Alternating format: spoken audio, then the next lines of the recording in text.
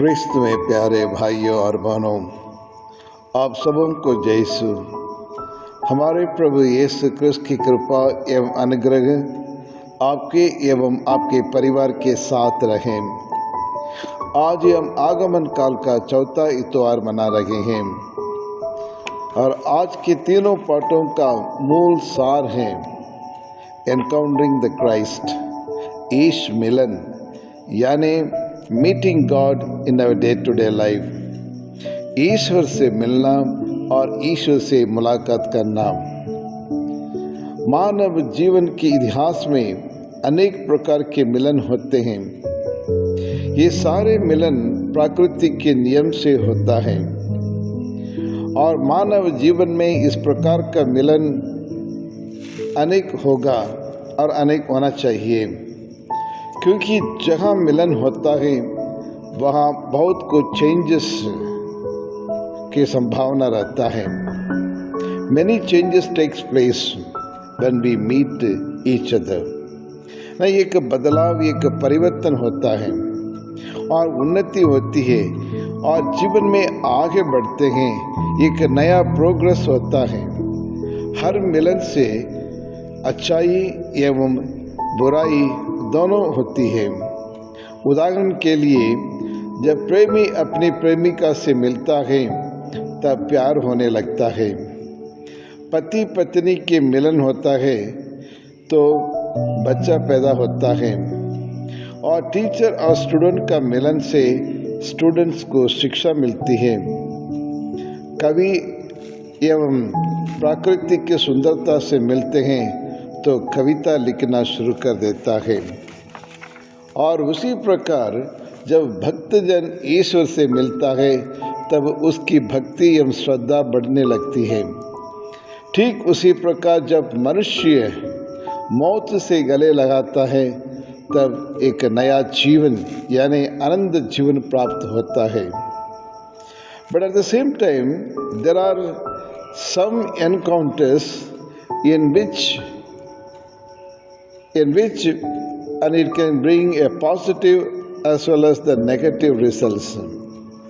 There are some encounters in the history which brought some negative as well as positive results.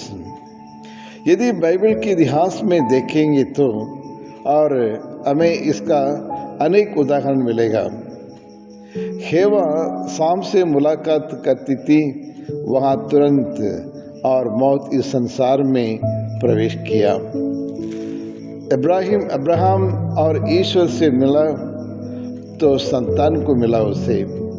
मूसा फारून से मिलता था तो Israeli लोगों को आज़ादी मिली थी। सामुएल दाऊद से मिला और राज अभिषेक हुआ। दाऊद बेतशबा से मिला, पाप पैदा हुआ। नातान दाऊद से मिला, मन परिवर्तन हुआ। ठीक उसी प्रकार जब माँ मरियम स्वर्गदूत गब्रिएल से मिली तब मुक्तिदाता का जन्म हुआ और प्रभु यीशु और क्रूस मरण को गले लगाया तो मुक्ति प्राप्त हुई थी। और सेंट पॉल और नासरत के प्रभु यीशु से मिला और इस संसार में क्रिश्चियनिटी का पैदा हुआ। और जी हाँ प्रिय विश्वासियों, आगमन काल मिलन का काल है। ईश्वर मनुष्य की खोज करके मनुष्य को ढूंढते हुए इस संसार पर मनुष्य से मिलने के लिए आया था। यह काल प्रभु यीशु का जन्म उत्सव का काल है। लेकिन कैसे हम प्रभु से मुलाकात कर सकेंगे? यदि मेरे जीवन में प्रभु से नहीं मिला होता तो मेरा जीवन कैसे रहेगा? क्या मैं प्रभु यीशु को प्राप्त कर सकता हूँ? मेरे जीवन में उन्नति एवं विकास कैसे होगा? प्रिय विश्वासियों, आज भी प्रभु यीशु क्रिस्त अनेक प्रकार की घटनाओं के द्वारा, कई मनुष्यों के द्वारा या प्राकृतिक के बदलाव के द्वारा, प्राकृतिक के प्रकोप के द्वारा या फिर कोरोना जैसे वायरस के द्वारा आज भी और ईश्वर मनुष्य से मिलता है। ये सब ईश्वर और मानव के मिलन का प्रतीक है।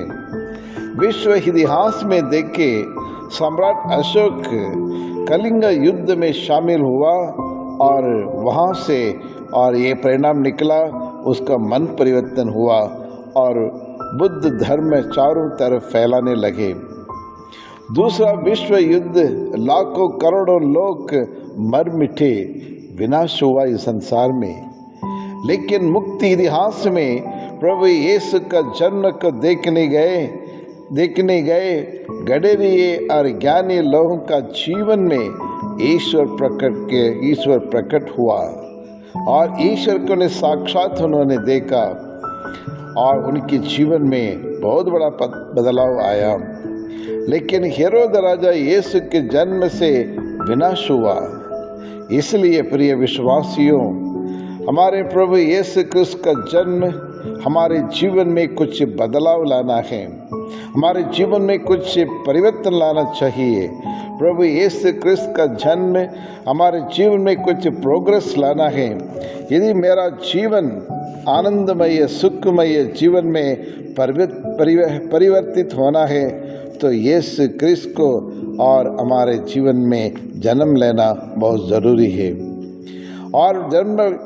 और प्रभु यीशु से जब हमारी मुलाकात होती है तब और ये हमारे प्रभु यीशु क्रिस्त का दर्शन पाते हैं, साक्षात उन्हें देखने को हमें यह मौका मिलता है।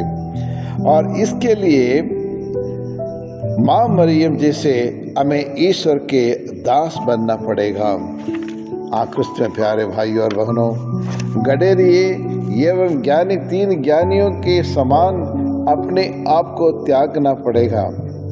लेकिन हेरोद राजा जैसे घमंड एवं अहंकार व स्वार्थ होने के नाते प्रभु यीशु से और कुछ अनुग्रह प्राप्त नहीं कर पाया। तभी हम प्रभु यीशु का दर्शन कर सकेंगे। मानव जीवन में घमंड एवं अहंकार बिल्कुल नहीं होना चाहिए। ये हमारे विश्वास तथा हमारे विकास को नष्ट कर देता है, विनाश कर देता है। माँ मरियम जैसे नम्र और विनम्र बनना चाहिए। और तीसरा, जिस तरह से माँ मरियम और ईश्वर की इच्छा को पूरी करने के लिए सारा जीवन को उन्हें समर्पित किया तथा और ईश्वर की इच्छा को पूरी तरह स्वीकार किया और अपने जीवन में और उसे सच्चे मन से एवं ईमानदारी से उस ईश्वर की इच्छा को उन्हें पूरी की तथा जो भी प्लान या योजना ईश्वर ने माँ मरियम के लिए बनाया रखा था उसे पूरा उन्हें निभाया। और इसलिए वह ईश्वर की कृपा पात्री बन गई थी और सारी मानव जाति की माँ बन गई थी। और इसलिए संत बर्नार्ड अपने प्रवचन में कहते हैं, ईश्वर जिस तरह स्वर्गदूत आपके लिए इंतजार करते रहते हैं, वैसे हम भी आपके आगमन के लिए प्रतीक्षा कर रहे हैं। देर किए बिना आजा प्रभु और अपना जीवन को संभालो। और हे कृपा पात्री मरियम, ईश्वर की योजना के लिए अपने हृदय में खोली थी, होठों से हाँ भरी थी, वैसे हमें भी बाइबल कहती है, प्रकाशन ग्रंथ अध्याय 3 पद संख्या 20, मैं द्वार के सामने खड़ा होकर खटखटाता हूँ। यदि कोई मेरी वाणी सुनकर द्वार खोलेगा तो मैं उसके यहाँ जाकर उसके साथ भोजन करूँगा और वह मेरे साथ। आइए क्रिस्त में प्यारे भाई और बहनों, हम माँ मरियम जैसे बालक यीशु को हमारे हृदय में स्वागत करें, अपने आप को तैयार करें, ईश्वर की इच्छा को पूरी करते हुए हमारा संपूर्ण जीवन को प्रभु यीशु के हाथों में सौंप दे और प्रभु यीशु के हाथों में समर्पित करें। हम प्रार्थना करें। हे सर्वशक्तिमान शाश्वत ईश्वर, हम तेरी स्तुति एवं तेरी आराधना करते हैं। आज ही की इस नए सप्ताह के लिए प्रभु आप सदा सर्वदा हमें अपनी आंखों की पुतली की तरह संभालें और हमारे लिए और अपने अनुग्रह की हम कृपा हमें प्रदान करें। आज तक जो कुछ हमारे जीवन के लिए आपने दिए हैं, हर एक वरदान के लिए हमको तहे दिल से धन्यवाद देते हैं। हमें आशीष दे प्रभु, अपनी कृपा दे, ताकि हम अपने पापमय जीवन को त्यागते हुए आध्यात्मिक रूप से और आने वाले इस क्रिसमस की खुशी को मनाने के लिए हम अच्छी तरह से तैयारी कर सकें और आपको हमारे जीवन में, हमारे घर में, हमारे परिवार में, हमारे समाज में, हमारे देश में जन्म ले सके। प्रभु यही प्रार्थना करते हैं अपने प्रभु यीशु क्रिस्त के द्वारा, आमीन।